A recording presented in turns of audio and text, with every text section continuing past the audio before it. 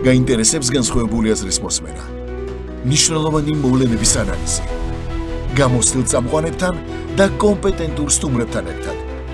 ის, რაც აუცილებლად უნდა იცოდეს შენს ქვეყანაში თუ მსოფლიოში მიმდინარე პროცესებზე. ნახავ და მოისმენ მხოლოდ აქ, საქართველოს ტალღაზე. გამოიწერე ჩვენი არხები და გვისმინეთ სოციალურ ქსელში, YouTube-ზე, Facebook-ზე და TikTok-ზე. მოძებნე საქართველოს ტალღა.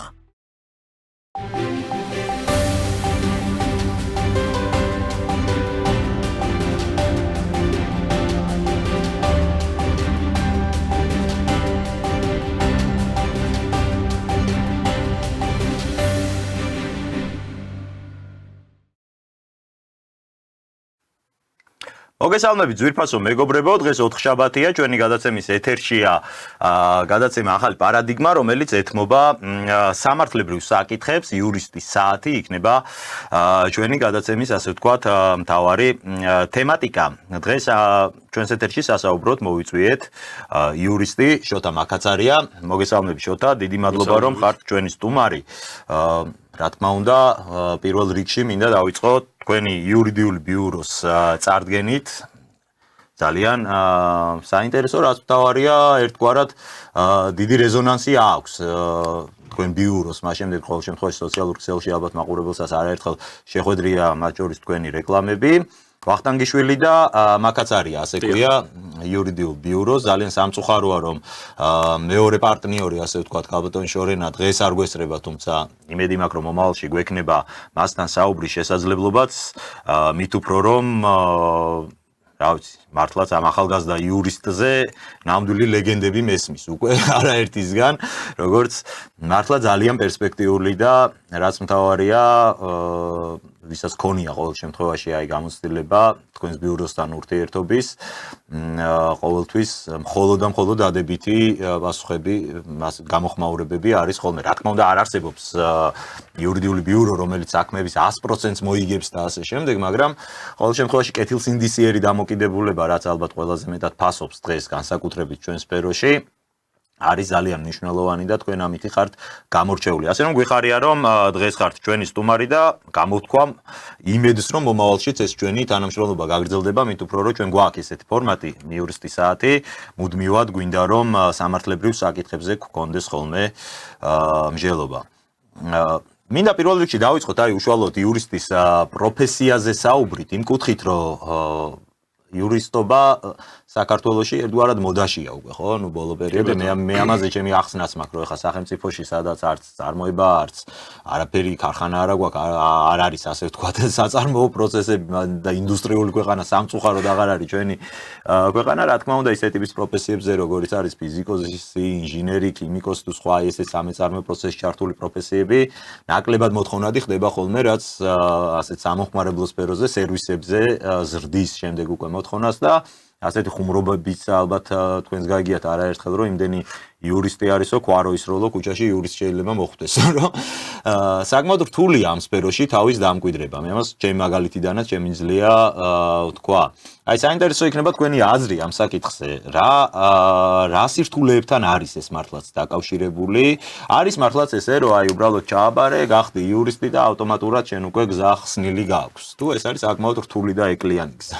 მოგესალმებით, ბატონო თენგიზ, მივესალმებით თქვენს მაყურებელსაც. მადლობა ტელევიზიაში მოწვევისთვის და ესეთი არაჩვეულებრივი შეფასებისთვის. რაც შეეხება ახლა უშუალოდ ამ პროფესიას, საქართველოში იურისტებზე მოთხოვნა ძირითადად გამოწვეულია იმით, რომ პირობითად რო ავიღოთ საქართველოს პრაქტიკა, ჩვენ არ გვაქვს მაგალითად პოლიციის აკადემია იმ ძველი ფორმით, რომელი ფორმითაც იყო. შესაბამისად, საწყის ეტაპზე, როცა გარკვეული პირთა ჯგუფები, რომელსაც აქვთ, თქვათ, სურვილი რომ იმუშაონ პოლიციაში ან რაღაც საჯარო უწყებებში, ძირითადად მიმართავენ ამ იურიდიულ მიმართულებას, რომელიც მათთვის საინტერესოა არა მარტო პროფესიული თვალსაზრისით, არამედ ესე რომ ვთქვათ, წოდების მისაღებადაც ამას დიდი უპირატესობა აქვს. რაც მოდაში არის, კი, ამასაც გავუსვამ ხას, რომ იურისტობა რაღაცა მოდაში, ამაზე ძველი ქართული ფილმიც მახსენდება, რომ დედაჩემს ვექილი უნდა და გამოსულიყავი და ეხა მეღორე გამოვიდო. ყოველთვის იყო საქართველოში მოდაში იურისტობა ნებისმიერ პერიოდში. თვითონ რაც შეეხება ეხა რომ ვთქვა, რომ პირდაპირ გურწფელად ვიტყვი, რომ კი ბატონო არიან შესანიშნავი ლექტორები უნივერსიტეტებში, მაგრამ შეიძლება თქვენც დამეთანხმოთ, რომ რეალურ იურიდიულ განათლებას უნივერსიტეტში ადამიანი ვერ იღებს, იმიტომ რომ იურიდიული განათლება პირველ რიგში არ არის მხოლოდ და მხოლოდ ის, რომ შენ იცოდე რაღაც კოდექსის კერძო ან ზოგადი ნაწილი ან რაღაც, არა. იურიც უნდა კონდეს თავარი ნიშან-თვისება. მან შეიძლება კანონი კარგად არ იცოდეს. საკმარისია იცოდეს სად მოძებნეს ეს კანონი, მაგრამ მას უნდა კონდეს უნარები, რომელი უნარების საშუალებითაც მან უნდა მოახერხოს ის, რომ ესე ვთქვათ, შედეგი დააყენოს. ხო, კანონი ყოველწუთში შეიძლება შეიცვალოს, ეხლა. კანონი ყოველწუთში იცვლება ეს. ხშირია ეს. მათ შორის ფუნდამენტური ცვლილება კანონმდებლობის, რომ შეიძლება გუშინ საერთოდ სხვა იყო და დღეს აი საერთოდ სხვა არის, ამიტომ მუდმივი პრაქტიკა საჭიროა. კი ბატონო და განსაკუთრებით მნიშვნელოვანია მე ხა სისხლის სამართალთან ჯერჯერობით ესეთი აქტიური შეხება არ მაქვს და მექნება გარკვეულ დროში ესე რომ ვთქვათ, მაგრამ განსაკუთრებით მნიშვნელოვანია ეს ნაწილი სისხლის სამართალში, როდესაც თუ იურის შესაბამისი კარგი გამოცდილება არ აქვს, მან შესაძლებელია ძალიან სავალალო შედეგი დაუყენოს, ესე რომ ვთქვათ, მის კლიენტს, რომელიც შესაძლებელია ციხეშიც კი აღმოჩნდეს.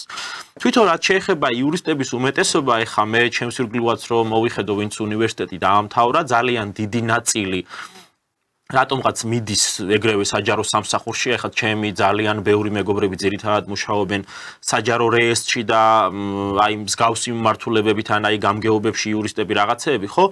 მაგრამ ეს ამ შემთხვევაში ისინი არიან აი ამ ვიწრო მიმართულებით, მაგალითად ესე რომ ვთქვათ რა, მაგრამ ეს არ არის შენ თუ იურისტი ნებისმიერ კომპანიაში მუშაობ მხოლოდ და მხოლოდ იურისტად ეს იქნება ხა არავის შეურაცხყოფას არ ვაყენებ, მაგრამ საჯარო რეესტრი იქნება თუ ბანკის იურისტი იქნები თუ ვინ იქნები, თუ მარტო ამ ერთ ორგანიზაციაში დარჩები, ფაქტიურად იურისტის განვითარება წყდება. მე თვითონაც თავის დროზე რა თქმა უნდა დავიწყე მსგავსი შინაარსით, რომ ერთ კონკრეტულ რაღაცაზე ვიყავი ჩამოკიდებული და მე როდესაც უკვე შეიქმნა ეს იურიდიული ბიურო, სადაც მომენტალურად უზარმაზარი გამოცდილება მივიღეთ და სადაც აღმოჩნდა, რომ საერთოდ სხვა სტიქია ყოფილა და ბევრად უფრო ფართოცნებაა და მე დღესაც არ მეგულება ადამიანი, რომელიც იტყვის, რომ აი იურისპრუდენცია კარგად ვიცი, იმიტომ რომ აი ნებისმიერ ეტაპზე ყოველდღურად იმდენ ახალ სიახლეებს აწყდები, რომ ძალიან რთული გზაა. თვითონ რაც შეეხება უკვე იურისტობიდან ადვოკატობაზე გადასვლას, ეს ვერ ვიტყვი, რომ რაიმე განსაკუთრებული სირთულის არის, მაგრამ მასაც აქვს თავისი გარკვეული. ხო, აი ეს მნიშვნელოვანია, ხანდახან ესმით ხოლმე ჩვენს მსმენელს განსაკუთრებით, როდესაც ადამიანი თავად არ არის ამ პროფესიის, აი იურისტი, ადვოკატი, ეს გონია და ერთი და იგივე რა, მაგრამ და ეს საკმაოდ განსხვავებული ცნობილია. კი ბატონო, ამ განსხვავებას რაც შეეხება არის, რომ ნებისმიერი ფიზიკური პირი, რომელმაც დაამთავრა უნივერსიტეტი და აქვს დიპლომი უნივერსიტეტის სამართლის იქნება ჰუმანიტარულ მეცნიერებათა და ასე შემდგომ, ეს არის ჩვეულებრივი იურისტი. რომელსაც შეუძლია განახორციელოს წარმომადგენლობა, ეს სამოქალაქო იქნება თუ ადმინისტრაციული პირველი ინსტანციის სასამართლოში. ამ საკითხს პირველ ინსტანციას კიდევ დაუბრუნდები, მაგრამ თუ ადამიანს არ აქვს შესაბამისი ადვოკატთა ასოციაციის საკვალიფიკაციო გამოცდა ჩაბარებული, ის ვერ იქნება ადვოკატი და ვერ გასწევს წარმომადგენლობას მეორე ინსტანციაში და სისხლის სამართალში. თუმცა მე ამასთან დაკავშირებით ჩემი მოსაზრება მაქვს, რომ პირადად ეხა სამოქალაქო სამართლის თვალსაზრისით რო შევხედოთ, თქვენც ჩემზე არანაკლები ერკვევით იურისპრუდენციაში ძირითადი დარტყმა მოდის პირველ ინსტანციაზე.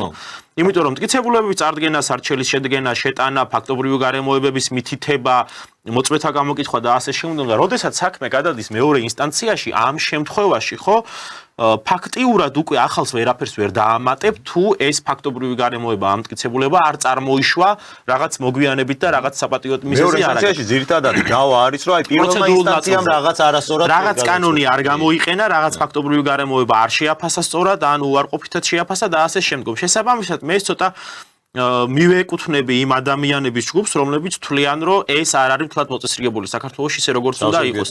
მე პირადად მაგალითად ყავს ახლა ჩვენი საერთო ნაცნობი ისეთი, რომელიც შეიძლება არ იყოს ადვოკატი, მაგრამ მე რო აი მსგავსი რაღაცა რო დამჭირვებოდა, მერჩი უნდა დავეცავი მას, ვიდრე სხვას, იმიტომ რომ მის მიმართ გამაჩნია ნდობის სტანდარტი და მე მგონია, რომ ადამიანს თვითონ უნდა კონდეს იმის გადაწყვეტის უფლება, რომ თუ ვინ დაიცვას მისი ინტერესები. ნუ აი მესამე ინსტანციასთან დაკავშირებით, მაგრამ აი მოდი ეს ძალიან საინტერესო თემა, მე ერთ პერიოდში საერთოდ საკონსტიტუციო სარჩელზე ვფიქრობდი ამასთან დაკავშირებით, რომ ახლა ჩვენი კონსტიტუციით ყოველ შემთხვევაში მე მაქვს რომელიმე ორგანიზაციის წევრობა ან არ წევრობა არის უნდა იყოს დაკავშირებული ჩემს სურვილთან, მაგრამ ამ შემთხვევაში მე კანონი მავალდებულებს, რომ მე თუ მინდა რომ ჩემი პროფესიული საქმიანობა განვახორციელო, აუცილებლად უნდა ვიყო ასოციაციის წევრი. ეხლა მესამე ინსტანციასთან დაკავშირებით უზენაეში, სადაც მხოლოდ სამართლებრივი საკითხების ირგვლივ ხდება ამჟელობა, ნუ იქ კიდე შეიძლება არსებობდეს ლოგიკა, რომ იქ მაღალი სტანდარტია, იქ უკვე რეალური ცოდნა განიხილება და გასაგებია, რომ რაღაცა სპეციალური პერსონალიზებული ლიცენზია შეიძლება ადამიანს ჭირდებოდეს, მაგრამ აი ხო, პირველ ინსტანციაში თუ შემიძლია მე ყოველგვარი ლიცენზია, ხო, დიპლომის გარეშეც, საერთოდ არ არის ავალდებულო იურისტობა, რომ წარმომადგენლობა გასწიო პირველ ინსტანციაში. ეს თუ შემიძლია რომ გავაკეთო რა, მეორე ინსტანციაში რა უნდა მიგზავნოს? თვითონ, აი, უყურეთ როგორი რაღაცაა, თვითონ ის საკითხი, რომ ეს სფერო უნდა იყოს რეგულირების ქვეშ, ეს 2x2 4-ია. ამას ჯელობა არ უნდა, მაგრამ ის ფორმა, რა ფორმაც არის, მე მიმაჩნია, რომ ცოტა დაუხვეწავია.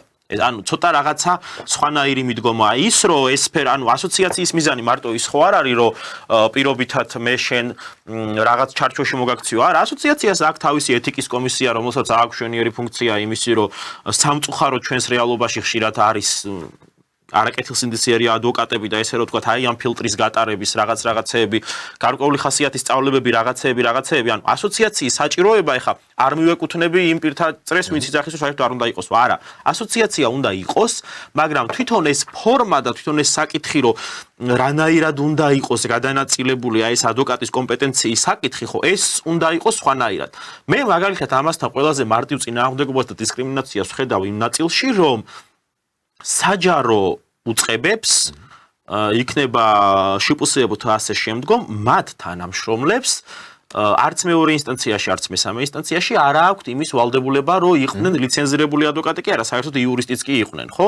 ჩვეულებრივ მე თუ ვარ პირობითად რომელიღაც შპსს ხელშეკრულებით დასაქმებული იურისტი ან თანამშრომელი რაღაც აი ფინანსური სამსახურის უფროსი და ფინანსური დავარი და ვერკვევი, ამაში მე შემიძლია ის. ანუ შპს-ის მიერ გაცემული მინდობილობა საკმარისია. კი, ჩვეულებრივ შპს-ის მიერ ჩვეულებრივ გაცემული მინდობილობა საკმარისია იმისთვის, რომ მე სამივე ინსტანციის სასამართლოში შპს წარმოვადგინო.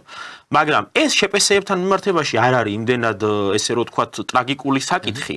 იმიტომ რომ ძირითადად შპს-ები ახლა როდესაც რაღაც კონკრეტული დავები არის, ცდილობენ რომ ან ვიღაცა კარგი ადვოკატი დაიქირავონ, თუ უკვე მათ ყოველდღიურობის საკითხს გაცდა, ან ყავთ ვიღაცა ერთი გამოცდილი ადამიანი, რომელიც ამ საკითხში არის თუ არა იურისტი, კარგად ერკვევა. ანუ მე რა შეხებაც მქონია შპს-ების წინააღმდეგ დავაში 90% არის ესე, რომ ვიღაცა კონკრეტული იმ სფეროს თანამშრომელი მოდის, რომელიც ამ სფეროში კარგად ერკვევა და შეიძლება ბევრი რაღაცა ჩემზე უკეთესად იცოდეს. ფიზიკურ პირს ეს შეზღუდული აქვს. მაგრამ სხვა უფრო დიდი პრობლემაა, მაგრამ რო ავიღოთ ჩვენ ახლა საჯარო უწყებები, ხო? საჯარო უწყებებში იმდენად ბევრი ესე რომ თქვა დეპარტამენტები, ქვეუწყებები და რაღაცეებია, რომ ძალიან დიდი მოთხოვნა არის იურისტებზე. ხშირ შემთხვევაში, აი პრეზიდენტის ადმინისტრაციიდანაც კი ქონია შეხება ისეთ ესე რომ თქვა იურისტთან, რომელმაც გამცა ესეთი პასუხი წარმოდგენილ შესაძლებელზე, ანუ ჩვენ ვიყავით მოსარჩელი ესე რომ თქვა, და როდესაც კითხვა დაუსვირო, ეს შესაძლებელი ჩემი შედგენილი არ არის და პასუხს ვერ გაგცემო. ანუ არ შემეძლო ეხა ეს, ანუ სრული ნონსენსი იყო უბრალოდ რა. შესაბამისად, თუ ჩვენ ამ ფილტრს ვაწესებთ, რომ რაღაცა კვალიფიკაციის ზღვარი უნდა იყოს და მართლაც უნდა იყოს, ხო? რაღაცა კიდე სხვა არის მოსაფიქრებელი, იმიტომ რომ რეალურად ეს ვერ მუშაობს. რეალურად ამან იმუშავა იმაზე, რომ ჩვეულებრივი ვინც დამოუკიდებელი ადვოკატები ან ბიუროები არიან, კი ბატონო, მათ დაუწესეთ რაღაც სტანდარტი, მაგრამ იქით მხარე დარჩა საერთოდ HR-ში, ესე რომ ვთქვათ რა. სამშენებლო კომპანიას, რომელსაც ყავს კარგი სამშენებლო იურისტი, მაგალითად რო იყოს შრომითი დავა, იქ უკვე სერიოზული პრობლემებია. იმიტომ რომ მინახავს ხელშეკრულებები ბევრი ისეთი, რომელსაც არ უნდა დაეწერა მსგავსი შინაარსის იმ ადამიანს. შესაბამისად, კი არის ამ კვალიფიკაციის პრობლემა, ოღონდ დღევანდელი მიდგომა ამას ვერ ცვლის. აი, თავის დამკვიდრება ამ პროფესიაში ეს რამდენად არის მარტივი გზა. ეს ალბათ ესეთი ტიპის რჩევები გამოადგებათ განსაკუთრებით იმ ადამიანებს, რომლებიც ან ეხლა ფიქრობენ, რომ უნდა გახდნენ ამ პროფესიის წარმომადგენლები, ან სწავლობენ იურიდიულზე, აქვთ ასეთი შეხედულება, რომ აი უნდა დაამთავროს ადამიანმა და მას უნდა ჰქონდეს იურისტის კარიერა. რამდენად ადვილია, რამდენად ძნელია, რომ დაიმკვიდრო თავი ამ პროფესიაში და რა არის აი მთავარი უნარი, მთავარი თვისება, რა ჭირდება ასეთ დროს ადამიანს, იმიტომ რომ მართლაც ბევრი იურისტია, მაგრამ ყველა ადვოკატი ვერ არის, ყველა ვერ მუშაობს ამ სფეროში, ხო? აი, რა არის ალბათ, რასთან არის დაკავშირებული დროსთან, არ ვიცი, რამე განსაკუთრებულ უნარებთან თუ რა ხდება ასე? კი ბატონო, ანუ თავის დამკვიდრების ნაწილს რაც შეეხება, პირველი მთავარი ცენტრალური რაც არის, მე ესე მგონია ყოველ შემთხვევაში, რომ არ უნდა შეგეშინდეს. მე ხა მაგალითად თავი დაპირველად მქონდა იმის საშუალება ესე რომ ვთქვათ, რომ რაღაც მცირე საქმეებში ჩვენი საერთო ნაცნობის საშუალებით რაღაც მინიმალური გამოცდილება დამეგროვებინა, მაგრამ ყოველ ეტაპზე არის ის საკითხი, რომ არ უნდა შეგეშინდეს. არ უნდა შეგეშინდეს იმის, რომ აი არ უნდა იფიქრო, რომ ამას ვერ გავაკეთებ. არ არსებობს 21 საუკუნეში, რომ რაღაცას ვერ გააკეთებ, მით უმეტეს იურიდიულ საკითხს არ არსებობს.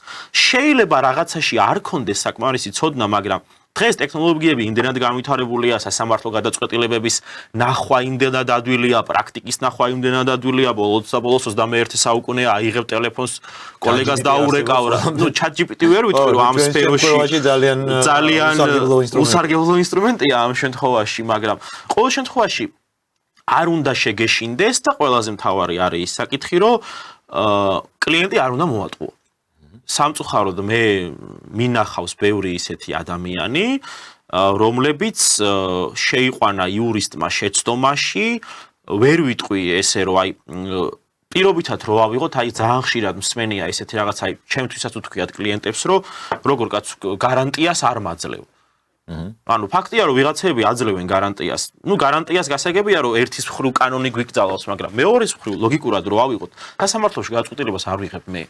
რანაირად უნდა საბოლოო გადაწყვეტილებას იღებს მოსამართლე. მე რანაირად უნდა მივცე გარანტია, იმიტომ რომ ნებისმიერი, ანუ არ არსებობს ისეთი кейსი, რომელიც 100%-ით ჩათვლი რომ მოგებულია, იმიტომ რომ შეიძლება ყველაფერი კანონმდებლობა, ყველაფერი სწორად კონდეს ჩამოყალიბებული, მაგრამ მარტო შეიძლება იმიტომ ჩაფლავდეს შენი кейსი, რომ მოთხოვნა იყოს აღოსრულებელი.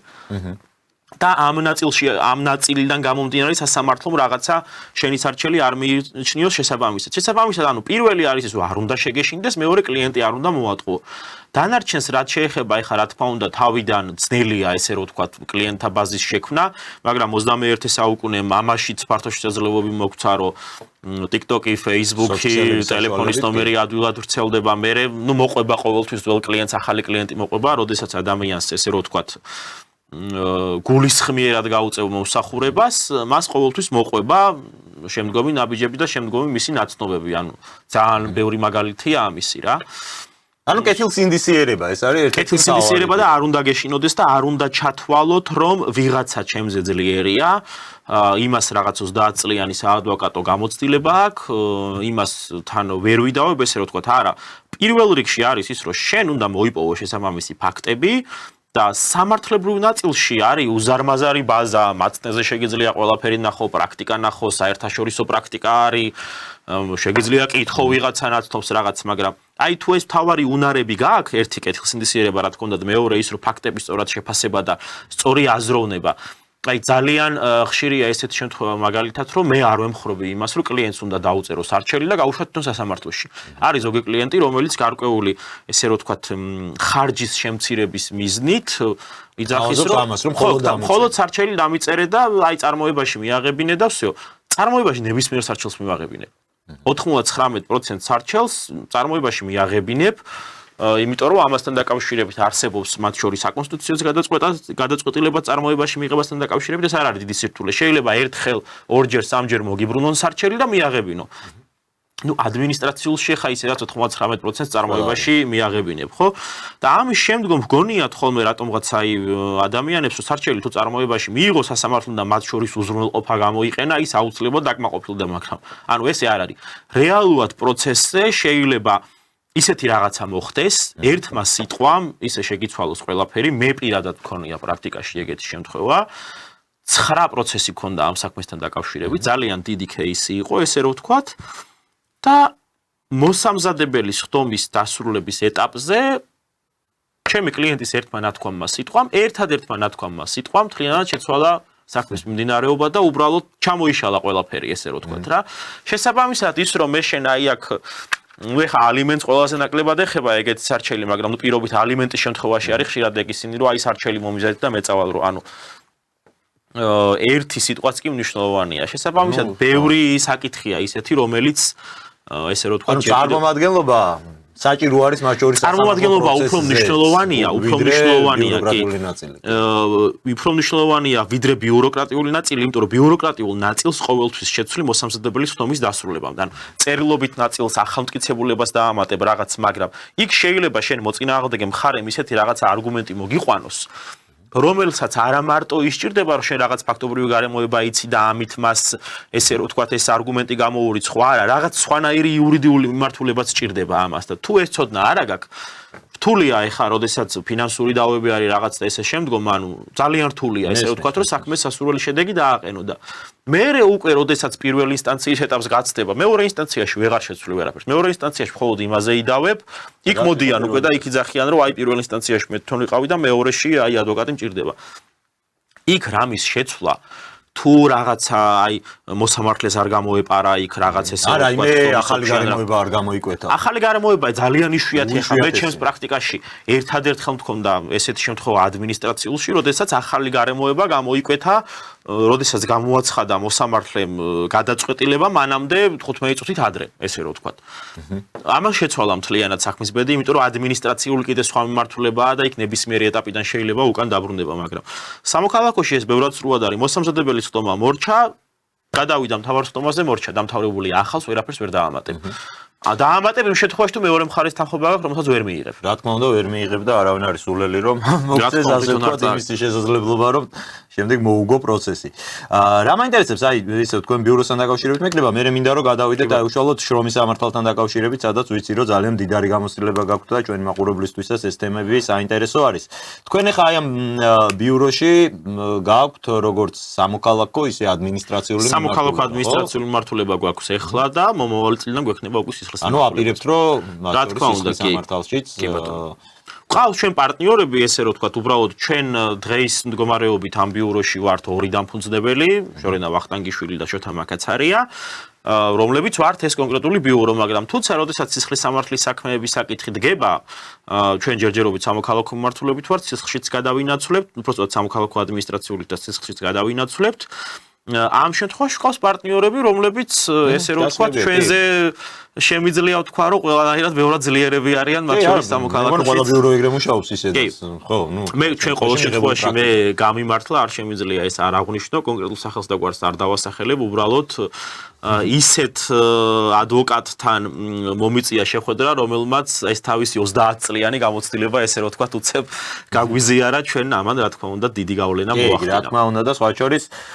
იურისტებში ბევრი პროფესიისგან განსხვავებით შემიძლია რა ვიცი მართლა ვთქვა რომ ეს რაღაც პროფესიული სოლიდარობა არსებობს ძალიან მაღალ დონეზე და მეც არ მქონია განსხვავებული პრაქტიკა რომ აი ჩემზე გამოცდილ ჩემზე ბევრად მცოდნე იურისტთან რომ მქონია პირობითად რაიმე შეკითხვა რომ იმას უკან დაეხია და არ ეთქვა რაიმე კონკურენციის მომენტი ქონო და არანაირად იმიტომ რომ ნუ გვესმის რომ ხა ეს სამართლებრივი მომსახურება ყოველთვის ყველას ჭირდება და გეხმარებიან არიან რა თქმა უნდა ხა შეიძლება რა ვიცი დაბოღმები კვალიფიციური იურისტებში აი მე ესე უყურებ საკითხს კვალიფიციური იურისტებში არ არის ამის შეგრძნება რომ ის ჩემი კონკურენტია იმიტომ რომ ეს იურიდიული ბაზარი იმდენად დიდია შენ თუ კვალიფიციური იურისტი ხარ ამ შემთხვევაში ხო არ გაქვს ამის პრობლემა ესე რომ ვთქვათ რომ ვიღაცამ რაღაცა იქ შენი კლიენტი არ წაიყვანოს ესე რომ ვთქვათ. შენ თუ კვალიფიციური იურისტი ხარ, ისედაც არ წავა შენი კლიენტი შენგან და ისედაც კლიენტი მოყავს.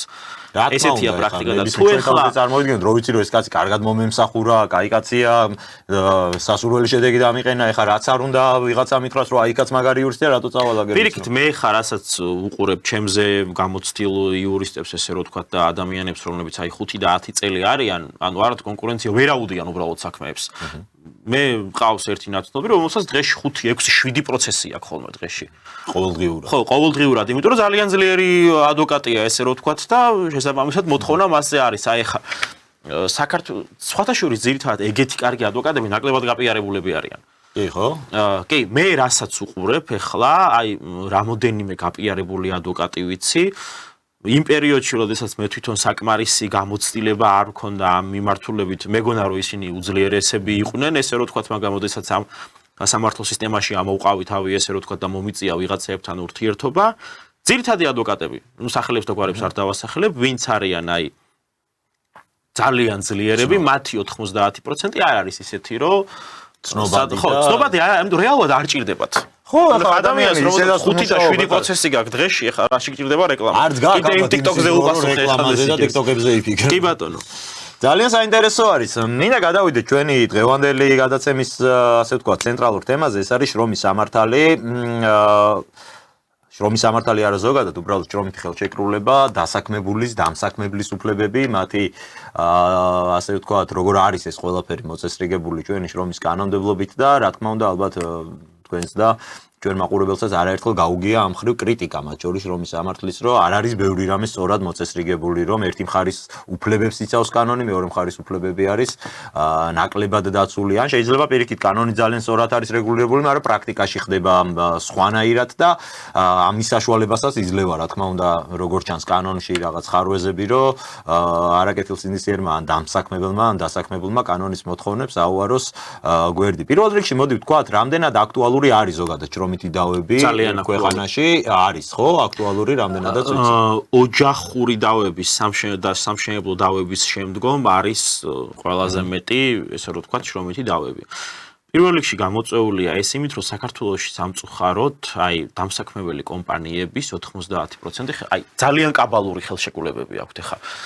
საკმაოდ დიდი გამოცდილება გაქვთ თქვენც ამ შრომით დავების მიმართულებით და მარტივი რაღაცა რო ავიღოთ, რომ მე მინახავს ესეთი რაღაცა, რომ ხელშეკრულებაში შვებულება გამოურიცხა დამსაქმებელს. ანუ კანონში წერია პირდაპირ, რომ ნებისმიერი დათქმა, რომელიც ადამიანს უზღუდავს და უკრძალავს შვებულების გამოყენებას, არის ბათილი. მაგრამ ჩაუწერეს ხელშეკრულებაში. ამაზე უფრო მნიშვნელოვანია კიდე ის საკითხი, რომ ზოგიერთ ესე რომ ვთქვათ დამსაქმებელთან უბრალოდ ერთია რომ სურვილი არა აქვს რომ შვებულება მოქცენ. და მეორეა რომ საერთოდ არ გაძლევენ ამ შვებულებას. ანუ განა ის რამოდენი კი ვალდებულება აქვს ხელშეკრულებაში თუ წერიათ მე პირად პრაქტიკაში ვქონია ეგეთ შემთხვევები დავიწყოთ პირველი იქიდან რომ ეს გასაგებია რომ ცალსახად ბათილია ის ხელშეკრულება რომელიც გამორიცხავს ადამიანისთვის ანაზღაურებადი ამ ერთთვიანი შვებულების გამოყენებას ესე რომ ვთქვათ რა ამ ნაწილში კიდე რაღაც ბევრი ხარვეზებია ესე რომ ვთქვათ შვებულების ნაწილი რომ ავიღოთ თვითონ მე თუ ვიმუშავე ის პერიოდი რა დროის შემდგომ მეკუთვნის შვებულება 11 თვე არის შვებულება მე 12-ში გეკუთვნის მაგრამ ხელშეკრულებით შეიძლება შეთანხმდეს უფრო ადრეც მაგრამ თავარი საკითხი აქ ის არის რომ რეალურად როდესაც მე მსურს სრული შვებულება გამოვიყენო ამაში კი არ მჭირდება დამსაქმებლის თანხმობა უნდა შეუთანხმო უბრალოდ, უნდა შევატყობინო. თუ რა თქო, ჩააყენო საქმის გულში, თუ რა თქმა უნდა, ჩემი შვებულებაში გასვლა არ გამოიწვევს, ესე რომ ვთქვათ, რაღაც არ შეიძლება ეხლა მაგალითად თქვენ თენგი ზომანიძე ადგეთ ამ სტუდიიდან და გახვიდეთ ეხლა რომ მორჩაო მეო შვებულება დამეწყო უნდა წავიდეო. ეს რაღაცას ვერ ვიზამთ. მაგრამ ეს ნაწილი მე მგონია რომ ცოტა უფრო კონკრეტიკას მოითხოვს, მაგრამ ამ ნაწილში ძირითადად თანხმდებიან ხოლმე განსაკუთრებით ამაზე კარგი გავლენა მოახდინა პანდემიის პერიოდში ონლაინ სამუშაოებმა, ესე რომ ვთქვათ, რაღაც უშვებენ შვებულებაში, მაგრამ თუ დამჭირდი დღეში 10 წუთით ონლაინ იყავი და ესეთი რაღაცები, რა თქმა უნდა, ეს ცალსახად დასაქმებულის უფლებების დარღვევაა, მაგრამ ესე რომ ვთქვათ, რაღაც დიდ ტრაგედიას არ ქმნის. მაგრამ ამაზე უფრო მნიშვნელოვანია ის საკითხები, რომ ძალიან ბევრი კომპანია შვებულებას არ აძლევს საერთოდ ფიზიკურად დასაქმებულს, ეუბნება მას, რომ არ მაქვს ამის საშუალება, რომ მე შენ შვებულება მოგცე. ადამიანი 5 წელი, 6 წელი მე პირადად მქონია ეგეთ კომპანიასთან შეხება მუშაობა. 8 წელიწადი მუშაობდა ერთი ადამიანი კომპანიაში და მის ცხოვრებაში შვებულებაში არ იყო ნამყოფი. და შვებულობის ფორმას იჩევდნენ ესეთი ფორმით, რომ რაღაც ადამიანმა ხო უნდა დაისვენოს. ეს სამსახური იყო ამ დღეში ერთხელ რომ მუშაობენ ჩვეულებრივად და უბრალოდ უფროსი უკეთებდა ესეთ რაღაცას, რომ შენ გადაუცვალე სმენა ვიღაცას. ესე რომ თქვა, ორად გადაუbi. არა, გავრცელებულია, მაგრამ როგორი გადაუbi. ანუ მე ხო 24 საათი ვმუშაობ 48 საათი უნდა იმუშაოს პირობითად თენგი ზომანიძემ, რომ მეორე მიიღო შვებულება. და ამის ხარჯზე შენ 5 დღე დაისვენებ. 5 სამუშაო დღე კი არ დაისვენებ. ანუ უბრალოდ დღეს დილით რო გამოხვედი სმენიდან დღეს ხვალ ისეაც სახში უნდა ყოფილიყავი, ზეგ შენი სმენა გიწევდა ესე რომ თქვა და ეს სმენა შენმა თანამშრომელმა 48 საათი უნდა იმუშაოს იქ. დაისვენე, მე კიდე 2 დღე უნდა დაგესვენა, ჯამში გამოგდის 5 დღე. და ეს 5 დღე ისვენებ, ეს არ არის შვებულება, ეს არის სრული უაზრობა. მაგრამ ყველაზე ტრაგიკული ამაში ის არის, რომ მე თუ მეკუთვნის წელიწადში პირობითად 24 კალენდარული დღე და ეს 24 კალენდარული დღე არ მივიღე, მე უნდა მივიღო შვებულების თანხა მაინც. ხშირი არის შემთხვევები, მე პირადად მაგალითად არ მინდოდა ეს 24 დღე შვებულებაში გასვლა ერთ-ერთ კომპანიაში, გავდიოდი ხოლმე 2 კვირა, 1 კვირა, ესეთ პრინციპით და დანარჩენ თანხას ერთი წელიწადი ვიმუშავე, წელიწადზე ცოტა მეტი ვიმუშავე იმ კომპანიაში და მითხრეს რომ კი ბატონო, შენ 1 კვირა გადი შვებულებაში, მაგრამ ჩვენ ამ 1 კვირის შვებულების ფულს დაგირიცხავთ და პლუს იმ დღეებისას დაგირიცხავთ ზევიდან, იმიტომ რომ რეალურად ეს შენი ფულია. მე თუ ვიმუშავებ სმენაში, ჩემს სმენაში, რომელშიც ისედაც მეკუთვნის ხელფასი, და პირობითად მე სადღაც აი ესე რომ თქვა 3 სმენა ვიმუშავე და კიდე 7 სმენა ანუ უბრალოდ 3 სმენა დავისმენე და 7 სმენა მეკუთვნოდა კიდე დასვენება. მაგრამ მე თუ ვიძახე ეს რაღაცას რომ მე ეს 7 სმენა ვიმუშავებ ამ შემთხვევაში მე ორმაგი ხელფასი უნდა მივიღო. უნდა მიიღო შვებულების თანხაც. შვებულების თანხაც უნდა მივიღო და უნდა მივიღო ანაზღაურებაც, იმიტომ რომ რეალურად შვებულება არ არის ის, რომ ჩვენ მაგალითად ეხა თენგიზომანიძე გავუშვით შვებულებაში და მის ადგილზე გადმოვიყვანოთ ვიღაცა სხვა. არა, ანუ შვებულების პრინციპი არის ესეთი, რომ მის ადგილზე, ანუ სხვა არ უნდა დაიტვირთოს ამის ხარჯზე. ყოველ შემთხვევაში იმ კომპანიაში ანუ საწარმოო პროცესი უნდა კონდეს მოწყობილი ისე. ყოველ შემთხვევაში იმ კომპანიაში ეს კეთილსინდისიერი პრინციპი იყო, იმიტომ რომ მე პირადად ამით მისარგებლია, არ მსურდა იმ პერიოდში ესე რომ თქვა ამ პერიოდით გასვლა და შემდგომ შეგიძლია უბრალოდ არაანაზღაურებადი შვებულებით ისარგებლო ამ შემთხვევაში უკვე უშუალოდ დამსაქმებლის თანხმობა გჭირდება ესე რომ თქვა თუ რა მექანიზმია ასეთ შემთხვევაში დასაქმებულს რომ დაუშვათ აი არაკეთილსინდისიერია დამსაქმებელი არ მაძლევს შვებულებას რა მექანიზმია ასეთ შრომის ინსპექციას შეუძლია ამ შემთხვევაში მიმართოს უბრალოდ მე აი რო გითხრათ რომ რაღაც ხო აი შრომის ინსპექცია რამდენად არის ამ ბოლო პერიოდში სხვათა შორის შრომის ინსპექციამ იყო რაღაც შემთხვევები როდესაც დამსაქმებლები დააჯარიმეს, ესე რომ თქვა და გარკვეულ სანქციებსაც მიმართეს, მათ შორის ახლა მე თვითონ ერთ-ერთ დავაში ჩაერთო საერთოდ შრომის ინსპექციაც მათ შორის და ვერ ვიტყვი რომ რაღაცა გადასარევია და საკითხს არეგულირებს, მაგრამ ყოველ შემთხვევაში არაფერს ჯობია ესე რომ თქვა და რაღაცა მინიმალური შედეგია. ხო, მაგრამ ამ შემთხვევაში ეს რამდენად შეღავათი არის დასაქმებულისთვის, ერთადერთი გადაწყვეტის მექანიზმი ამ შემთხვევაში არის ის, რომ დასაქმებულა უნდა მიმართოს სასამართლოს თავისუფლების აღსადგენად. თუმცა იმდენად და რა უნდა მოიქო შვებულება? თუნდაც მიუღებელი თანხა ან მოქმედების დავალება თუნდაც შვებულებაში გაშვება, ხო? ანუ შვებულები კანონი ესე რომ თქვა ამას უშვებს. ყოფილა შემთხვევები ესეთი რომ ადამიანმა გავიდა შვებულებაში, არ აძლევდნენ, გაანთავისუფლეს ამის გამო სამსახურიდან. საკმაოდ ცნობილი ორგანიზაციაა, უფლებების დამცველი ორგანიზაცია, უბრალოდ კლიენტთან არ არის შეთანხმებული ეს ამ მომენტში წარმოიშვა და ვერ დავასახელებ ვერც კლიენტს და ორგანიზაციას. უფლებების დამცველი ორგანიზაცია და მსგავსი საკითხის გამო გაანთავისუფლეს, მან ჩვეული წესით ესე რომ თქვა მეილზე მიიწერა, ადრე ეს ეხდებოდა ხოლმე შვებულებაში გასვლა. არ უნდათ მის შვებულებაში გაშვება, გაანთავისუფლეს სამსახურიდან, მაგრამ შეუძლია მოსამართლის სახელი დავასარხელო გიორგი გოგიჩაშვილმა და აკმაყოფილა სრულად სარჩელი ესე რომ თქვა თავის აღდგენა განაცდურა. აღდგენა ვეღარ მოხერხდა, იმიტომ რომ ხელშეკრულებაში პროცესი რომ მორჩა 3 დღე იყო დარჩენილი, ხელშეკრულებები მთავრდებოდა და ამას აზრი აღარ ჰქონდა. თუმცა თლიანი განაცური ამ პერიოდზე რაც იყო, ეს რა თქმა უნდა დაეკისრა მეორე მხარეს. შესაბამისად კი მესმის ყველა იურისტთან ვერ გაიქცევა. არ არის მაინც და მაინც იაფი იურისტის მომსახურება მithumetes იმ ადამიანისთვის, რომელიც მუშაობს 300-400 ლარად სამწუხაროდ დღესაც არიან ესეთი ადამიანები, მაგრამ გამოსავალი არის პირველი შრომის ინსპექცია და შემდგომ უკვე ხო, ნუ ეს როგორც ჩანს საკმაოდ დიდი პრობლემაა ჩვენს ქვეყანაში. ძალიან დიდი პრობლემაა. მე რეალურად მართლაც აი შეიძლება ახლა ადამიანი რომ მუშაობს 5-6 ლარიან ხელფასზე და მისთვის არის და სადაო 4-5 თვის ხელფასზე ეს იმ ხელა თანხა გამოდის მას უღირს რომ დაუძის კონტრაქტი. მაგრამ აი დაბალანაზღაურებადი სამსახურებისთვის და ვისაც აქვს დაბალ შემოსავლიან სამსახურში ვინც მუშაობს ის პრაქტიკულად არის დაუცველი. მე მქონია პირადად შემთხვევა ესეთი რომ ძალიან ხშირ შემთხვევაში აი ფაქტიურად უფასოდ გამიკეთებია წარმომადგენლობა იმდენად არაადამიანურად მოქცევიან შრომით მართებაში, აი უბრალოდ ფიზიკურად ადამიანს რომელსაც აქვს 3 თვის ხელფასი ასაღები 1000 ლარი, ჯამში 1000 ლარი, ხო? და ანუ ფიზიკურად ამორალურია რომ უთხრა ადამიანს რომ ეხა შენ მე უნდა გადამიხადო ჰონორარი და ამ დროს უბრალოდ საკითხია რომ ცდილობ რომ ერთადერთი ან ბაჟისგან გაანთავისუფლო ბაჟის საკითხი ცალკე არის და რაღაცა ესეთი ლავირება გააკეთო. არის მე მგონია რომ მე ყოველ შემთხვევაში ესე ვიქცევი ნებისმიერი იურისტი, ნებისმიერი ადვოკატი უნდა იღებდეს რაღაც საქმეებს ყოველგვარი ჰონორარის გარეშე. მე პირადად ძალიან ბევრი შემთხვევა მქონია ესეთი და ჩვენი ურთიერთობის ეტაპზე ჩვენ ხო საერთოდ ბევრი შემთხვევა მქონია 90% ესეთი იყო. რითაც უბრალოდ მორალურად სწორად უნდა მოიქცე, იმიტომ რომ ის ადამიანი იმ მომენტში ყველანაირად დაუცველია დასაქმებლის წინააღმდეგ, რომელსაც აქვს ყველანაირი რესურსი და ფინანსური საშუალება. კიდევ ერთ საკითხი რაც არის ხოლმე ხშირად გამიგია ამასთან დაკავშირებით პრეტენზიები დასაქმებულების მხრიდან, ეს არის ზეგანაკვეთური შრომა. ანუ ამაში იგულისხმება რა?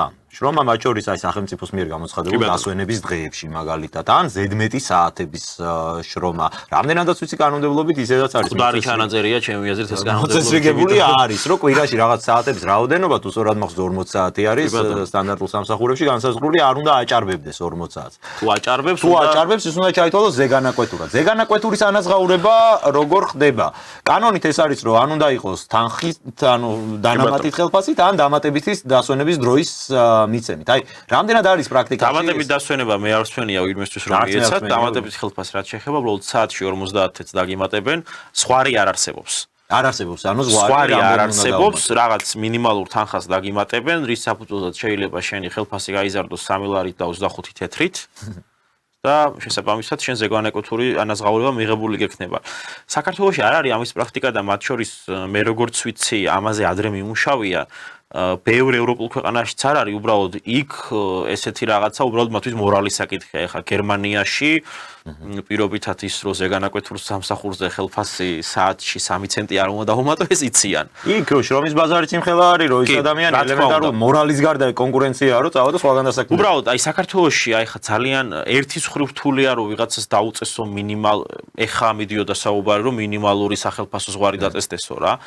მაგრამ ერთი მხრივ რთულია, იმიტომ რომ ძალიან ხშირი შემთხვევებია, რომ შეიძლება ძალიან პატარა ორგანიზაცია იყოს და იმ მომენტში დასაქმებულსაც და დამსაქმებულსაც უღირდეს პირობითად რაღაც მინიმალურ ხელფასზე მუშაობა, მაგრამ აი ზეგანაკვეთური საკითხი ჩემი მოსაზრება არის, რომ რეგულირებული უნდა იყოს მინიმუმ რამდენი პროცენტი უნდა დაემატოს. ეხა ეს რა თქმა უნდა უფრო სპეციალისტების შესწავლის საკითხია, რომ რამდენი უნდა დაემატოს ამ ესე რომ ვთქვათ საათობრივ ანაზღაურებას. თან ჩვენთან საათობრივი ანაზღაურება ხო პრაქტიკულად არ არის. ძირითადად ადამიანები არიან მოჭრილ ხელფასზე და ბოლო 2 წელიწადია წამოვიდა ეს საათობრივად გადაანგარიშება გაწეული სამუშაოსი, იმიტომ რომ ძალიან ბევრი გამოსით რეალურად საათობრივად. ეს რა თქმა უნდა ცალკე სპეციალური ესე რომ ვთქვათ სმენობით მუშაობის ნაწილში გადის, იმიტომ რომ ფიზიკურად ვინც 20 საათიან რეჟიმშია, მათ ესე რომ ვთქვათ 240 საათი გამოსდით მინიმუმ თვეში გარდა თებერვლისთვისა. მაგრამ სხვათა შორის მან კიდევ ზეგანაკვეთურის გარდა უფრო მნიშვნელოვანი პრობლემა არის შესვენების საკითხი. შესვენების საკითხი ყველაზე პრობლემურია, იმიტომ რომ ძირითად შემთხვევაში ადამიანები მუშაობენ 10-დან, ესე რომ ვთქვათ 6 საათამდე. საჯარო უწყებებში ეს მოწესრიგებულია, რა თქმა უნდა, მაგრამ აი ყველა საჯარო უწყება ვერ ახერხებს ამას, ესე რომ ვთქვათ. ძალიან ხშირად მინახავს მე ადამიანები, რომლებიც აი 5 წუთი განაისრვა 1 საათი გამოიყონა, ანუ 1 საათი ხო გეკუთვნის შესვენება ჩვეულებრივად, 7 საათი თუ მუშაობ, 1 საათი შესვენება გეკუთვნის. კი ბატონო. ეს 1 საათი შესვენება გასაგებია, რომ შე როცა მოგინდება, მაშინ ვერ იქნება რაღაცა. შეიძლება შიდა განაწესით იყოს და რეგულირებული შეიძლება, ესე რომ ვთქვათ, ზეპირი ფორმით თანამშრომლებს შორის თანხმობა ხდებოდეს, ხო? მაგრამ ძირითადად შემთხვევაში ძალიან ხშირად ვიცი კონკრეტული დაწესებულებები, რომლებიც აი იძულებული არიან უბრალოდ 5 წუთით გავარდეს ადამიანის შესვენებაზე, რომ დალიოს ყავა, რაღაცა 2 წუთით შეჭამოს საჭმელი და მოვარდეს. შესაბამისად, შესვენებაც არანაკლები პრობლემაა და მათ შორის აი ეს შესვენების საკითხი ბევრს ეშლება ხოლმე, როდესაც 24 საათიან ცვლის რეჟიმში არიან, მან გარდა იმისა, რომ შენ გააქვს 1 საათიანი შესვენება, ცალკე ითვლება ხამისის პერიოდი, როდესაც შენ უნდა კონდეს ესე რომ ვთქვათ დაძინებისთვის პერიოდი. და შესაბამისად ხშირია შემთხვევა ხოლმე, რომ აი ამას უთვლიან შესვენებაში. რომ თუ მე მაგალითად შენ ღამე გამომიყავი პირობითად 4 საათი არის ამ შემთხვევაში. 24 საათიანი სმენები, 20 საათიანი სმენები. თუ გამომიყავი მე შენ ღამე 4 საათი დასაძინებლად, ხო? ეს არ ნიშნავს იმას, რომ მე დანარჩენი პერიოდის განმავლობაში ესე რომ ვთქვათ ფეხზე უნდა ვიდგე, ესე რომ ვთქვათ, ხო? შესაბამისად, ბევრი დასარეგულირებელი საკითხია და ბევრი ისეთი საკითხია, რომელიც განმარტების საშუალებას იძლევა, ესე რომ ვთქვათ და ის საფუძველზეც მოგეხსენებათ, ეხლა თუ განმარტების საშუალება არის, როცა 2 და 3 იურისტია იქ ყოველთვის ვისაც როგორ უნდა რაღაც ინტერპრეტაცია თავისებურად განმარტავს, ესე რომ ვთქვათ. შრომის ინსპექცია ვახსენეთ და თქვენ თქვით, რომ ერთ-ერთი მექანიზმი, რითიც შეუძლია დასაქმებულს არაკეთილსინდისიერი დამსაქმებლისგან დაიცვას თავი, ეს არის შრომის ინსპექცია, რომელიც მოქმედებს ქვეყანაში, თუმცა ალბათ ეს კულტურა ჯერ მაინც არ არის ჩვენთან ბოლომდე ჩამოყალიბებული. აი ეს პროცედურები რო განმარტოთ. რა შეუძლია და როგორ ხდება შრომის ინსპექციისთვის მიმართვა? რამდენად უსაფრთხოა ეს თავად დასაქმებულისთვის, არის თუ არა ანონიმურობა ამ შემთხვევაში? დაწული აი რა პროცედურებია საჭირო? შრომის ინსპექციასთან მიმართვა არის ძალიან მარტივი. ნებისმიერი 21 საუკუნის საკომუნიკაციო საშუალება შეგიძლიათ გამოიყენოთ, მათ შორის Facebook-ზეც კი შეგიძლიათ მისწეროთ. უბრალოდ შრომის ინსპექციის საკითხი მთავარი ისაა, რომ ავიღოთ ახლა ჩვენ ესეთი მაგალითად, რომ ფიზიკური პირი განთავისუფლდა სამსახურიდან რაღაცა მაგალითად მას დროულად არ ჩააბარეს შეტყობინება, ხო? ამ შემთხვევაში შრომის ინსპექცია ამ ნაწილში ვერ შემოვა. შრომის ინსპექცია შემოვა იმ ნაწილში, თუ შენ შესვენებას არ გაძლევენ, ირღვევა ზედმეტ საათებს გამუშავებენ, რა ვიცი, გითვალთვალებენ სამუშაო ადგილზე თანხმობის გარეშე. ყველაზე გავრცელებული არის ესეთი რაღაცა ერთ-ერთი რომ მაგალითად საპენსიო საკითხი, აი არ ვიცი ამას როგორ ახერხებენ ხოლმე კომპანიები, რომ საპენსიო თანხა არ გერიცხება და მე აი ბოლოში ერთიანად დაგირიცხავდა ესეთი რაღაცები, ხო? ამ შემთხვევაში შრომის ინსპექცია ერევა საქმეში და ძირითადად აი საპენსიოს ნაწილში ახერხებს ამის მოგვარებას, მაგრამ ის ნაწილი თუ მე დამსაქმებელმა სამსახურიდან გამანთავისუფლა და ის ობიექტურად შეიძლება თვლით რომ სწორად გამანთავისუფლა, აქ შრომის ინსპექცია ვერ ჩაერევა. დავის საგანში რაც გადადის. შესაბამისად, ძირითადად მაინც აი ძირითადი დარტყმა მოდის იმაზე, რომ გიწევს სასამართლოში დავა. განთავისუფლებაზე მიუღებელ ხელფასზე, რა ვიცი, შეიძლება რაღაცა იქ შრომის ხელშეკრულებით სხვა ან ზეპირი ხელშეკრულება იყოს საერთოდ შრომის ხელშეკრულება შიდა განაწილთან დაკავშირებით დავები, ხო? ამასთან დაკავშირებით დიდი ფუნქცია არ აქვს. შრომის ინსპექციის ფუნქცია უფრო ძირითადი არის ის, რომ რამდენად დაცულია მაგალითად შრომის უსაფრთხოების საკითხები და მსგავსი რაღაცეები, ხო? ეს კიდე ამას შრომის უსაფრთხოების შტატი დაემატა ეხა ესე რო თქვა. ხო, ეს სავალდებულო შტატია. მე პირადად მაგასთან შეხება არ მქონია ეს ბოლო პერიოდი, მაგრამ არ გონია მაინც და მაინც ეფექტური იყოს, თუმცა ამ მიმართულებით რაღაცა წინსვლები არის, მაგრამ შრომის ინსპექცია ამ ესე რო თქვა სუბთა სამართლებრივი სადაო თვალსაზრისით ვერ დაგიცავს. დასაგებია. ანუ ამ შემთხვევაში ან ყველა ვარიანტში გჭირდება იურისტი. 90% ამ შემთხვევაში გჭირდება იურისტი, მერე სასამართლოში ეს გადადის 99% შემთხვევაში მედიაციაში. მედიაციაში დავის დასრულება რა თქმა უნდა არავის არ უნდა, იმიტომ რომ სამედიაციოში თანხმებას არ აქვს საახსოვრო ფურცლის ძალა ესე რო ვთქვათ.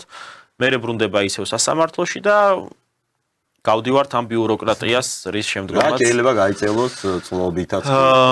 კი ბატონო, 6 წელი, 7 წელი აი ხა მაგალითად თქვენ ის кейსის ცნობილი кейსი რაც კონსერვისის кейსის ეგრე წელი გრძელდებოდა მაშინ. კი ბატონო, რომელშიც თუმცა ამ შემთხვევაში თუ იგებს დასაქმებული, იმისთვის არის პლუს ის, რომ 5 წლის ხელფასს ერთდროულად მიიღო. აქაც არის პრობლემები ესეთი რაღაცა, რომ მე მაქვს ხა ერთი ესეთი შემთხვევა, რომელიც აი ძალიან ძველი დავაა და სადაც ფაქტიურად რეალურად ის საკითხი რომ დავა გრძელდება უკვე არის აბსოლუტურად სასამართლოს პრობლემა ესე ვთქვათ.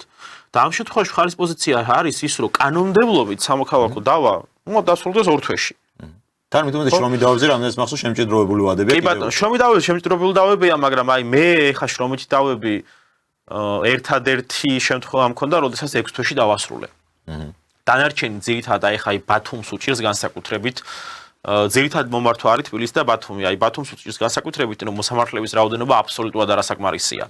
აი ვერანაირად შეიძლება 800-900 საქმე კონდეს მოსამართლეს და ძალიან ძნელია ამ დროს ხო, აი ასეთ შემთხვევაში მოდი აბა დამსაქმებლის პოზიციიდანაც შევხედოთ. მისი პოზიცია არის ესეთი, რომ მე რა შუაში ვარ, ეს დავა მოსამართლებული ვერასდროს განხილავს 5 წლის ხელფასი რატომ უნდა გადავიხადო? კი ბატონო, მე რომ და ამ შემთხვევაში მე მას ნაწილობრივ ვეთანხმები, რომ მოსამართლე თუ უბრალოდ მოსამართლე თუ ვერასწრებს ჩემი ბრალი არ არის, მაგრამ შენს რო თავის დროზე არ განთავისუფლებულინა უსამართლოდ, ამ შედეგის წინაშეც არ დადგებოდი. ორმხრივი ლოგიკა ამ მიმართულებით. კი, მაგრამ მე მასაკითხებელი უნდა ვიყო, რაც არის კანონმდებლობით განსაზღვრული ვადა, რომ აი სასამართლო პირობითად არის 6 თვე პირობითად. დაუშვათ კანონში წერია, რომ აი 6 თვეში ეს შრომითი დავა უნდა დასრულდეს. კი ბატონო. მე თუ არასწორი ვარ, თუ არასწორად გავათავისუფლე ადამიანის სამსახურიდან. კი ბატონო, ამ 6 თვის ხელფასს გადაუხდი ამ ადამიანს, რაც კანონში, რაც მიწერია, რომ კანონში ამ პერიოდში დავა უნდა დასრულებულიყო. თუ ეხა მოსამართლემ ვერ მოასწრო ხდომის შენიშვნა, არ ეცალა, რაღაც არ ვიცი, გადატვირთულია სასამართლო და ამის გამო გაიწელა დავა 4 და 5 წელი, კომპანია რა ვიცი, რატო არის ვალდებული, რომ ამ ხელფასი გადაიხადოს. დარწმუნებული ვარ, გამომდინარე იქიდან, რომ ერთ-ერთი მოსამართლე 2018 წლის საქმეებს მოყვება ჯერ კიდევ. ჩემს შრომით დავას, რომელიც შეტანილია 2 წლის წინ, კიდე ძალიან ხანგრძლივი პერსპექტივა აქვს, ესე რომ ვთქვათ. Ну, თუ არ დაემატა მოსამართლეები ამ მიმართულებით არაფერი არ შეიძლება. ალბათ ამ შემთხვევაში სახელმწიფოს კომპეტენცია ან ჯერ კიდევ შემოვიდეს პროცესი. 2020 წელს თუ სწორად მახსოვს, -100 მოსამართლე ყავდა იმასთან შედარებით, რაც გვჭირდებოდა. იმის მერე სამართლებრივი კულტურა გაიზარდა ამ ქვეყანაში და მიმართვიანობაც გაიზარდა. ანუ ძალიან ბევრმა ახალმა მიმართულებამ წამოიწია, აი ყველაზე მეტად წამოიწვია ალბათ ხანდაზულმა სესხებმა. კი ბატონო. იმიტომ რომ აი ძალიან დიდი მე მგონი ცალკე მოსამართლეები არიან მაგ საკითხებზე, რომლებიც განიხილავენ. შესაბამისად, რაც უფრო ვითარდება სამყარო, იზრდება ესე რომ ვთქვათ დავის არეალი ფართოვდება. შესაბამისად, მოსამართლეების რაოდენობა კი ბატონო კრიტიკულად მნიშვნელოვანი საკითხია. დაემატა კიდევაც 40 მოსამართლე წინა წლის ოქტომბერში. ეს მოსამართლეები არიან საზოგადოებრივი ტრანსპორტებით. რამდენიც არ უნდა დაამატო? ხო, ნუ არ არის ფაქტია, როგორც ახლა თბილისში მაგდის რაოდენობა რო იყოს. ნუ არ ვიცი ხა მაგის სტატისტიკა არ მაქვს ნარახი, მაგრამ აი მინიმუმ მეორე ამდენი რაოდენობა რო იყოს, ესე რომ ვთქვათ. აქ გარდა ამისა ხო ისიც გასარკვევია ეხა რომელ ქალაქებშია, ეხა პირობითად შეიძლება ისეთი ქალაქი იყოს, რომელშიც დაბალი მიმართვიანობა, ანუ ცალკე არის ეს რაიონული სასამართლოები, საქალაქო სასამართლოები. კი, არა, ეხლა მაგალითად აი ყველაზე პატარა საარჩევნო ოლქების მიხედვით თუ ავიღოთ, ყაზბეგის საარჩევნო ოლქში თუ სწორად მახსოვს არის 800 ამ ქონია დავა ყაზბეგში. ხო, ნუ ძალიან დაბალი. მაგისტრი ეყოლება აუცილებლად ცხეთაში იქნება. ის არის, ნუ მოსახლეობა არის 8000 ამომრჩეველი. გასაგებია რომ ეხლა იქ და ქუთაისში 200000 ამომრჩეველი, გასაგებია რომ ერთი რაოდენობის მოსამართლე არაა საჭირო. კი, მაგრამ აი პატარა ქალაქების საკითხიც რო ავიღოთ, აი სადაც მაგისტრი მოსამართლეებია, ძალიან ფართო განხილვის არეალი აქვს და ყველაზე მთავარი სისხლის სამართლის საქმეებს განიხილავენ. აი ეს უკვე სხვა საკითხია. და დღეის მდგომარეობით, როდესაც სისხლის სამართალში ძალიან ბევრი ძალიან ხშირია მე რაც მესმის, აი მაგალითად ოჯახური ძალადობა და ნარკოტიკული დანაშაული. ხო, ეს ორი ალბათ. აი მე რაც ყველაზე მეტად მესმის სისხლის სამართალში ყველაზე გავრცელებულია და ძირითადად ეს არის რაიონებში. ამ ორ საკითხზე არის ოჯახური ძალადობა და ნარკოტიკული დანაშაული, რომლის მთელი დარტყმა მოდის ამ მოსამართლეებზე. მე ამის გარდა საქართველოში მე მგონი 5 წელიწადში 4 არჩევნებია. ამ არჩევნების ადმინისტრაციული საკითხები ესე. მე აი ამ საკითხზე ცალსახად მაქვს პოზიცია, რომ საარჩევნო მოსამართლეები, რომლებიც იქნებიან აი საარჩევნო კუთხით სპეციალიზებული მოსამართლეები, ნამდვილად საჭირო არის და ეხლა ჩვეულებრივ ადმინისტრაციული კოლეგიის მოსამართლეს არ შეიძლება რომ მას დაავალოს საარჩევნო კოდექსის განხილვა, რომელიც არის აი ძალიან ვიწრო კანონი. და პლუს ძალიან ვიწრო ვადები აქვს ეხა. მე მქონდა ეხა წინა არჩევნებზე დავა, როდესაც მხარემ სარჩელი შეიტანა პარასკევს ფიზიკურად დაჩქარებული წესით მიიღეს წარმოება. ანუ მიიღო ჯერ სხვა მოსამართლემ, მე აღმოჩნდა რომ ეს არ იყო ადმინისტრაციული სამართალდარღვევა, არ ვიცი ამ ფორმით რატო შეიტანეს და აი ძალიან ფორს მაჟორში ვინაიდან ჯამში თუ სწორად მახსოვს 6 დღიანი განხილვა დაქონდა ამას.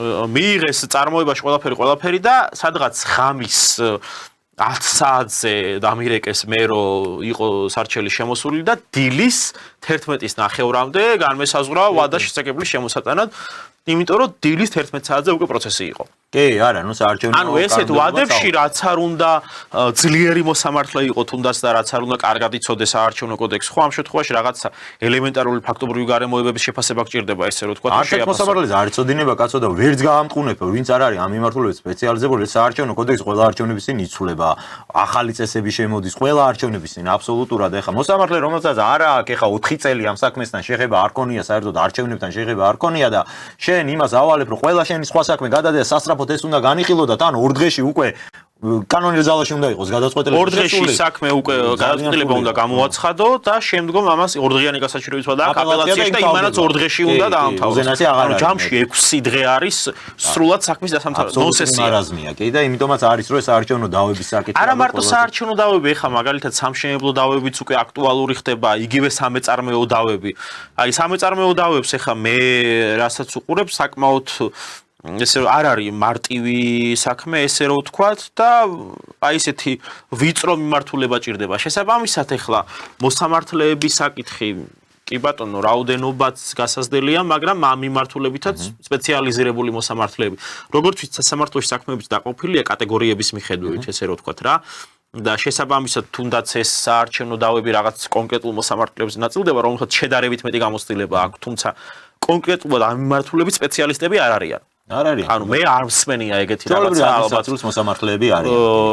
1-200-მდე საარჩევნო დავაქონია ალბათ ისტორიაში და ახალქალაქის მაგალითი რო ავიღოთ საერთოდ მაგალითად განსხვავებული მიდგომები ქონდა მე შემდგომ ძალიან დიდ პატივისცემა ამ ადამიანს მაშინ ძალიან ბევრი ვიბრძოლეთ 2014 წელს ძალიან ბევრი ვიბრძოლეთ და ძალიან ბევრი იმ ადამიანმაც იმ პერიოდისთვის ეხა არ ამგონია მან ბევრი დავები ყოფილიყო 2014 საარჩევნო არა პირველები ვიყავით საკმაოდ ესე რო თქვა ახალქალაქში საარჩევნო დავა ეს იყო არ ვიცი რაღაც იმ დროისათვის უპრეცედენტო წარმოუდგენელი კი და მოსამართლემ სხვათა შორის უნდა ვთქვა ნამდვილად განიხილა ეს საქმეები მართლა იქ იყო ეხა ჩვენი მონაწილეობაც იმ კუთხით რომ ყველა დეტალზე გქონდა იქ ყურადღება გამახვილებული და მართლა კარგად მომზადებულები ვიყავით და მოხდა პირველად ალბათ ახალქალაქის საოლქო კომისიის ისტორიაში რომ 6 უბანი გაბათილდა და განმეორებითი არჩევნები დაინიშნა დიდი როლი შეასრულა მაშინ ამ მოსამართლემ პატივისცემა მოსამართლეზე ძალიან ბევრია დამოკიდებული მithmenes ადმინისტრაციულის მოსამართლეზე იმიტომ რომ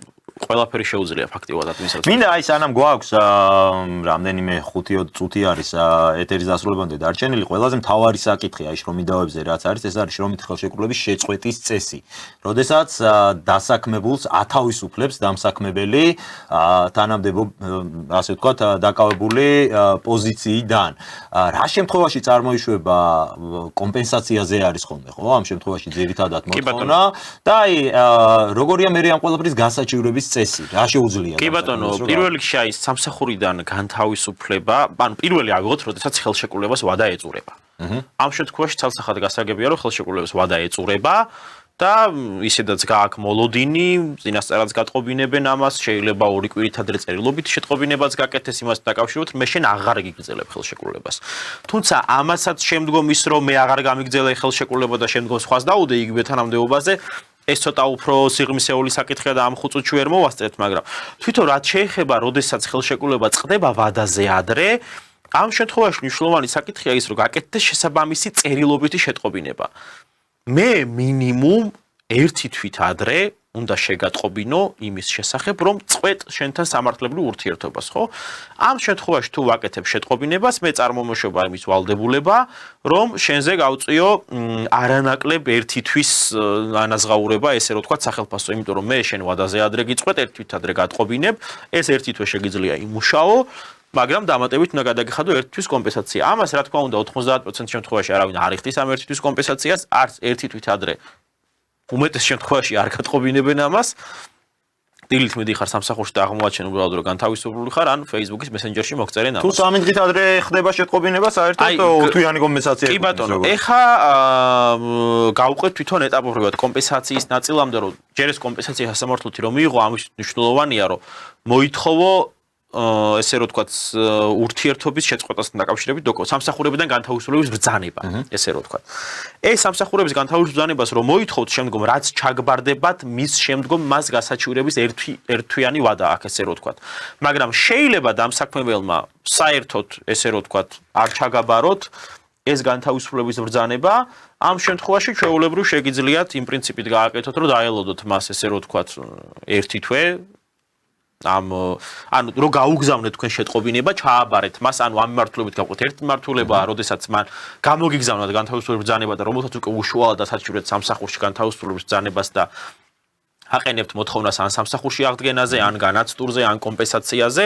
ეს ჯელობის საკითხია, მაგრამ გაუგზავნე მე შეტყობინება მას, მისამართზე ჩაბარდა მხარეს და ის არ მაძლევს არანაირი პასუხს. ამ შემთხვევაში თქვენ 1 თვის ვადაში მაინც უნდა შეიტანოთ სარჩელი. თუ ჩაბარდა მას, უკვე ითვლება, რომ მან უბრალოდ ფიზიკურად უარი განგიცხადა ამ შემთხვევაში უკვე სასამართლოში ის არის მტკიცების თვირთი. პირველ რიგში მტკიცების თვირთი მერე სასამართლოში ყველა ვარიანტი წარმოადგენენ თავიანთ პოზიციას ან რაღაც განთავისუფლების ბრძანებას, რომელზეც იტყვიან, რომ უბრალოდ ვერ გამოგიგზავნეს ან პოსტამ უკან დააბრუნო ან რაღაც, მაგრამ ყოველ შემთხვევაში თქვენ თუ გააქვთ ეს საფოსტო გზავნილი, რომელსაც გაუგზავნეთ და მას ჩაბარდა ან თქვენს ხელშეკრულებაში მითებულ მისამართზე ორჯერ გაუგზავნეთ და არ ჩაბარდა, ამ შემთხვევაში ეს უკვე მტკიცების თვირთი თქვენზე არ არის, იმიტომ რომ შეიძლება საერთოდ იმ პერიოდში შეიცვალა მისამართი და მე ვერ მოძებნი მას ესე რომ ვთქვა.